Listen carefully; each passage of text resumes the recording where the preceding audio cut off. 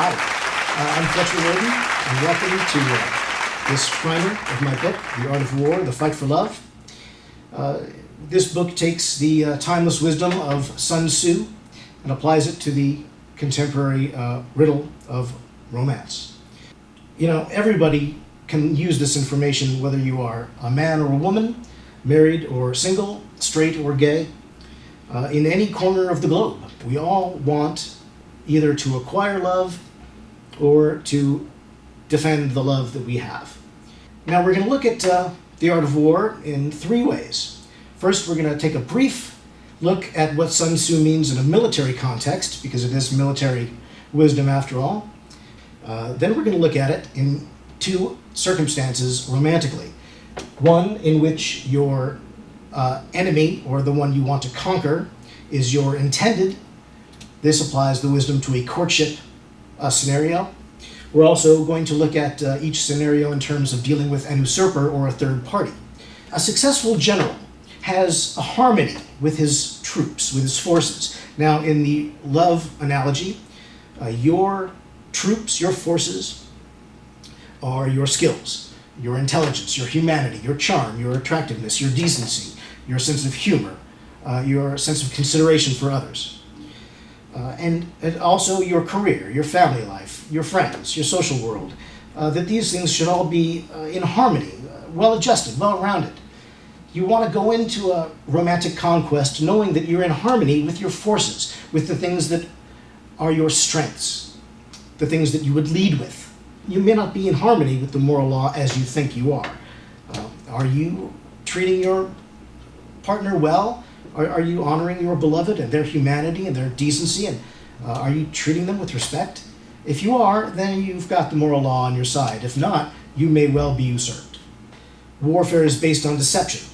And in warfare, this is true. You don't want to reveal your numbers to your enemy. You don't want them to know where you are, where they're going to attack, or where you're going to attack, where your defenses are strongest. You don't really want to deceive your intended. You don't really want to approach somebody and present a false face and lie to them to seduce them, as we said. However, think of it rather not as deception, but as discretion. Because you don't want to go into somebody, into their world, into their territory early on and divulge everything you know, everything about yourself. You want to leave a little mystery. You don't want to share everything, because not everything about you is altogether that pleasant. You're a human being. Yeah. So here, he tells us to break the enemy's resistance. How do we do that? Well, if it's war, you might use an embargo or otherwise cut off the supply to your enemy, and this will break down their resistance. If you're approaching your intended and you feel that they're holding out and you want to break down their will to resist you, you might do that by, instead of asking them repeatedly out, you may want to play it cool. Let them come to you. Turn the tables. Instead of having them be resisting your advances, encourage them to advance on you. Do that by pulling back. Maybe show them a little less interest. Maybe don't fawn over them as much. You may even express an interest in someone else. Hey, deception is key to warfare, as we know. And we can use that little by little to gain ground. Rapidity is the essence of war. No nation has ever thrived under a continual state of warfare. In love, think of your courtship. You don't want to linger too long on this. They say the window for the first sexual encounter is somewhere between 3 and 7 dates. You could start at 3, and if you haven't started by 7, you might be in trouble. And this is true. If you hesitate, then your intended may read that as disinterest or insecurity, which it probably is.